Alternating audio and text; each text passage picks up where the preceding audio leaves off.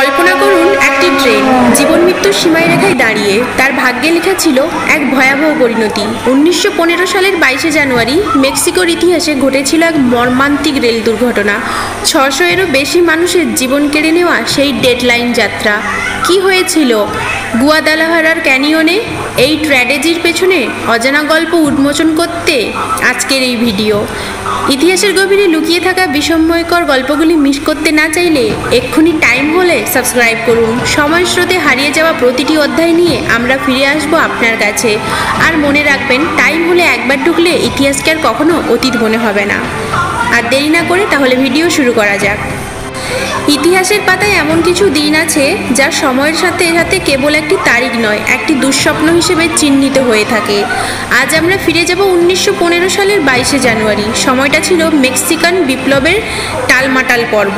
Rail লাইনগুলি তখন কেবল যোগাযোগের মাধ্যম ছিল না, ছিল জীবনের একমাত্র ভরসা। কিন্তু ভাগ্যের নির্মম পরিহাসে সেই ভরসাই এক ভয়াবহ মৃত্যুফাঁদে পরিণত হয়েছিল। মেক্সিকোর গহীনে গুয়াদালাহারার কাছে একটি ঢালু পথে কী ঘটেছিল?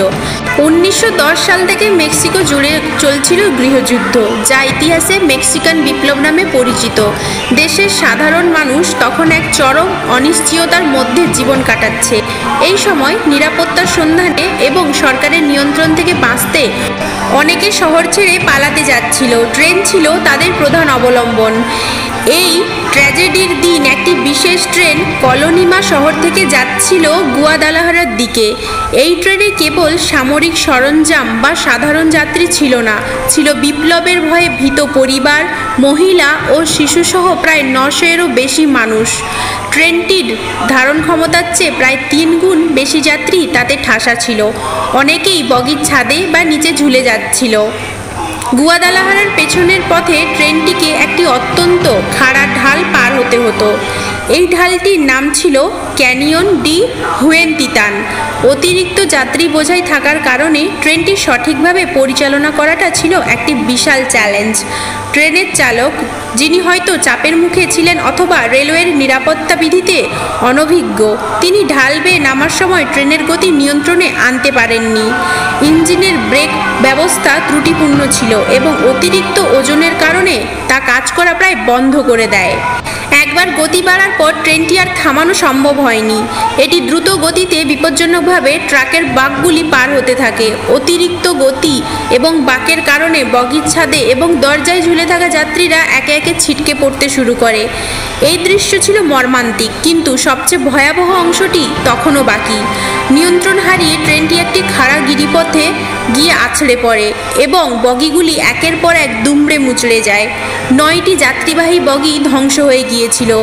এই দুর্ঘটনায় আনুমানিক 600-এরও বেশি মানুষ নিহত হন এবং বহু মানুষ গুরুতর আহত হন। সঠিক পরিসংখ্যান পাওয়া আজও কঠিন, কারণ ভিড়ের কারণে যাত্রীদের কোনো সঠিক তালিকা ছিল না। এই ভয়াবহ বিপর্যয়ের প্রধান কারণ কী ছিল? অতিরিক্ত যাত্রী বোঝাই, ট্রেনের ধারণ ক্ষমতার অতিরিক্ত মানুষ পরিবহন করা, ব্রেক ফেল, ইঞ্জিনের ব্রেক ব্যবস্থা ত্রুটি বা অতিরিক্ত ওজনের কারণে তা কাজ না করা, চালকের ত্রুটি, খাড়া ঢালে গতি নিয়ন্ত্রণে ব্যর্থতা। এই ট্র্যাজেডি মেক্সিকোর ইতিহাসে এক কালো অধ্যায় রচনা করে। এটি কেবল একটি দুর্ঘটনা ছিল না, এটি ছিল সেই সময়ের সামাজিক অস্থিরতা এবং নিরাপত্তা অবহেলার এক জ্বলন্ত উদাহরণ। এই ঘটনার পর রেলওয়ে নিরাপত্তা নিয়ে প্রশ্ন ওঠে এবং ভবিষ্যতের রেলওয়ে সিস্টেমে কঠোর নিয়ম ও নিরাপত্তার মানদণ্ড তৈরি করার প্রয়োজনীয়তা দেখা দেয়। গুয়াদালাহারা ট্রেন বিপর্যয় আমাদের শেখায় যে প্রযুক্তির সীমাবদ্ধতা এবং মানবিক ত্রুটি কিভাবে এক ভয়াবহ পরিণতি ডেকে আনতে পারে। আজও এই ঘটনাটি মেক্সিকোর জনগণের মনে রেলওয়ে নিরাপত্তার গুরুত্ব এবং জীবনের মূল সম্পর্কে এক গভীর বার্তা বহন করে। পরবর্তী পর্বে আমরা ইতিহাসের আরও এক ডেডলাইন গল্প নিয়ে আসব। ততক্ষণের জন্য ভালো থাকবেন, সুস্থ থাকবেন। নমস্কার।